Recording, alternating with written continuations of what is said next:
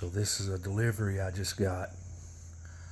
I took the dry cat food out of it and put it in one of my vehicles up there. That way the raccoons or mice or something can't get into it.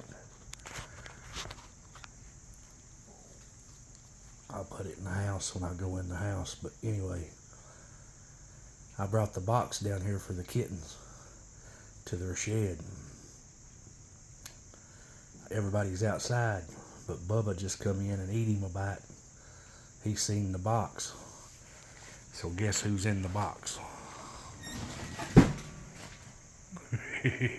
What you doing, Bubba? You like the box?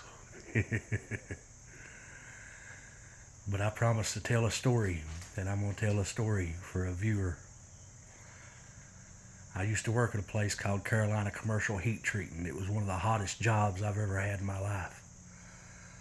In a small factory, a small warehouse building with, 13, 14, 15, 16, 17 gas-fired furnaces.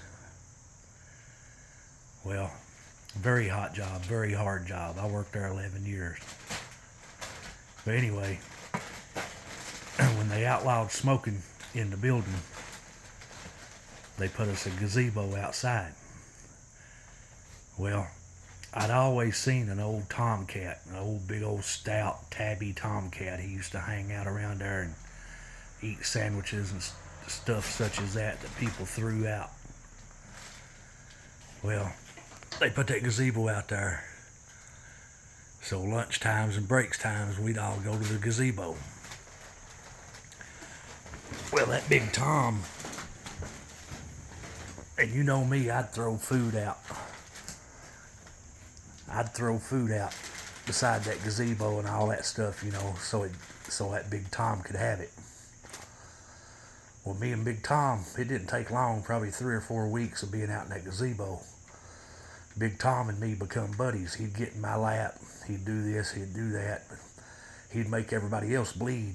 But me and Tom, we got along. We got along good. Well, the plant manager got to noticing this. And one day Tom was sitting on top of a retaining wall there beside the building.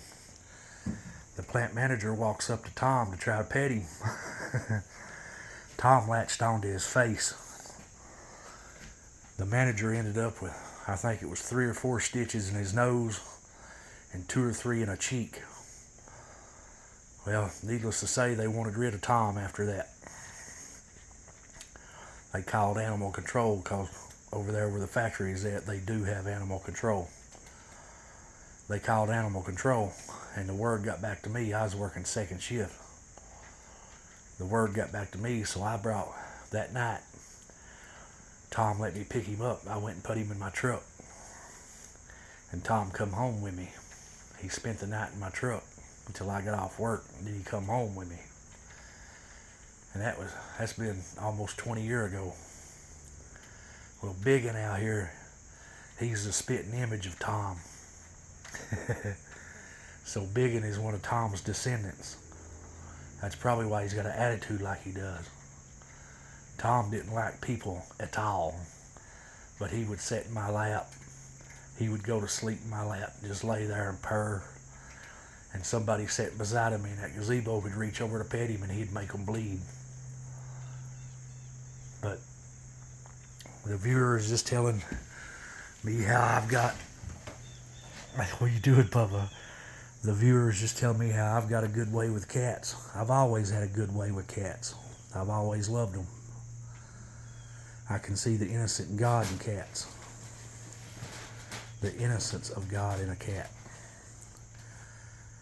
And I like it. I just like cats. They used to call me over there at Carolina Heat Treat the Cat Whisperer. And when nobody else can fool with a cat, usually I can.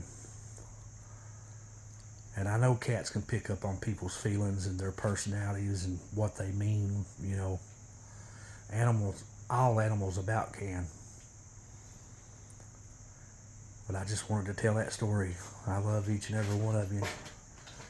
I thank you for praying for me and helping me. I've got two Amazon deliveries today. One of them was wet food and one of them was dry food. And the dry food come from Ann. I don't know who the wet food come from, because honestly I didn't open it. I just set it in the truck for now. But I love each and every one of you, and I thank you each and every one for helping me. Although my channel is not monetized, I appreciate you watching. God bless every one of you. And someday I'll put a floor in this shed so it don't look so bad. I love each and every one of you, and God bless y'all.